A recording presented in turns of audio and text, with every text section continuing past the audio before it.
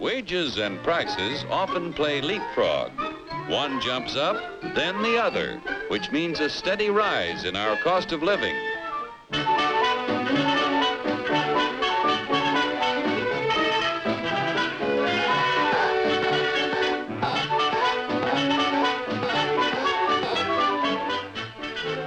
The Dilly Doll Factory is a happy shop. But Joe, our doll painter friend, seems to be a little down in the mouth, which even shows in his work.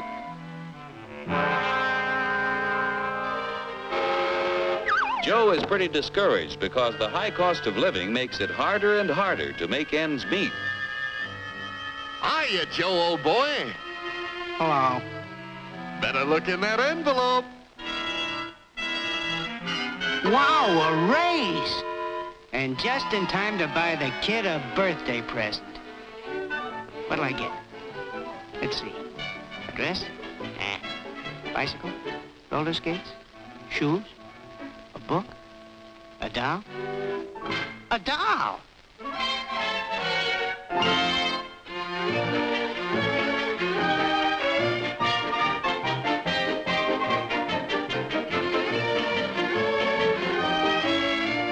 What's the price, miss? I work in a factory that makes this doll. $2 is too much. I'm very sorry, sir, but your company charged us more for this shipment, so we had to raise our selling price. We got a wage increase, all right, but it couldn't raise the price that much. It just takes a little wood, rubber, paint, cloth, and a phony wig to make that doll. There's only about 10 cents worth of materials in the whole thing. You pirates, crooks, bandits, you robbers! You're right about the cost of raw materials in that doll, about 10 cents worth. Raw materials in practically everything we buy are worth little until labor transforms them into finished products. For example, how much do you think the raw materials cost in that car? Oh, about $300. You've got a surprise coming. It takes 4.5 tons of coal, 2 3/4 tons of iron ore, 50 pounds of cotton, 14 pounds of cured and finished wool, aluminum, zinc, lead, copper, and countless other raw materials to make an automobile. Without the addition of labor costs, these things are worth about $22. The raw materials require the accumulated labor of thousands of people in countless crafts to transform them into a finished automobile. Miners dig the coal and iron ore. Railroad and maritime workers transport these materials to the steel mill, where workers convert the ore into finished steel. The wages of railroad workers add to the value of steel when it is transported to automobile factories. The cotton that goes into a car accumulates labor cost from the farmer who tills the soil, from workers who sow the seed, and help to raise the cotton. Wages paid to other workers add to the value of the cotton as it is moved from the field to the cotton gin where it is processed. Other workers transport the cotton to the automobile factory. The wool that is used to make a car is worth little while it is still on the sheep. When the labor cost of a sheep shearer is added, the value of the wool is increased by his wages. When all of the parts and materials finally reach the factory for assembly, the labor cost of automobile workers must be added to the price of the car.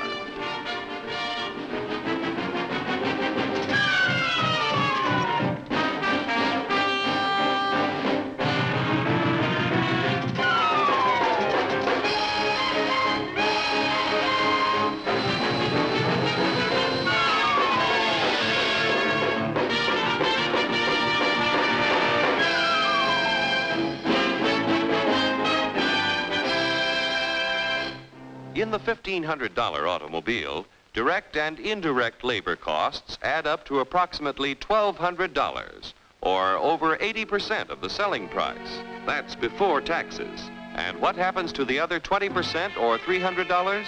Raw material cost, $22. Profit to producers of raw materials and allied industries, $89. Profit to part manufacturers, $47. Profit to local dealer, $77. Profit to car manufacturer, $65. Now, when you add $400 for taxes, the cost is $1,900 to the buyer. Like the dolls you make, an automobile has a low raw material cost and a high labor cost, and that goes for practically everything we buy. Oh, yeah? Well, what's the labor cost in a buck's worth of steak? We'll start back at the farm where Bully Boy was raised. The selling price of meat has to include the labor cost in producing the feed, in building fences, and constructing housing for our animal friend. It takes a lot of costly care to get Bully Boy ready for the market. Wages have to be paid to railroad workers who provide our friend with care and courtesy on his way to the stockyards. Preparing Bully Boy's anatomy for the butcher shop costs money, too. The family butcher figures in his wages every time he sells a thick, juicy steak. Forgetting taxes for a moment, the labor cost in a dollar's worth of meat adds up like this. Workers raising beef, 24 cents. Transportation workers, 1/2 cent. Packing house workers, 42 cents. Meat delivery drivers, 1/2 cent. Butcher shop workers, 18 cents. The other 15 cents goes in profits to the retailers, the packers, allied industries, and to the farmers and ranchers.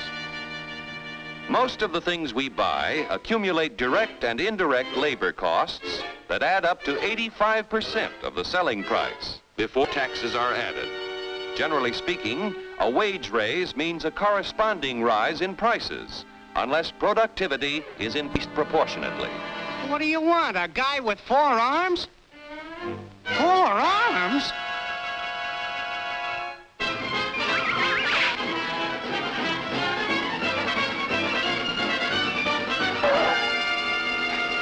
Say, I got a sensational idea.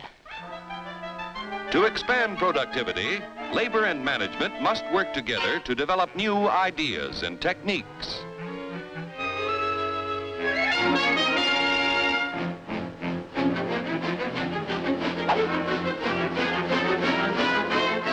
To expand productivity, capital must finance the creation of more efficient tools and plants.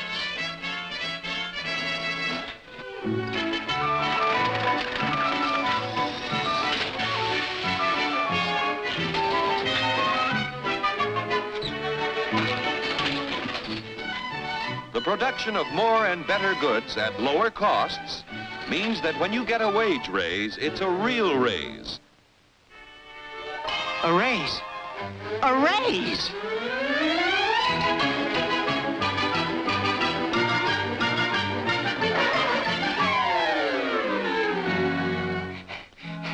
I want to buy a doll. How much? Now you've got a real wage raise because you can buy more with what you earn. With increased productivity, wages can keep ahead of prices.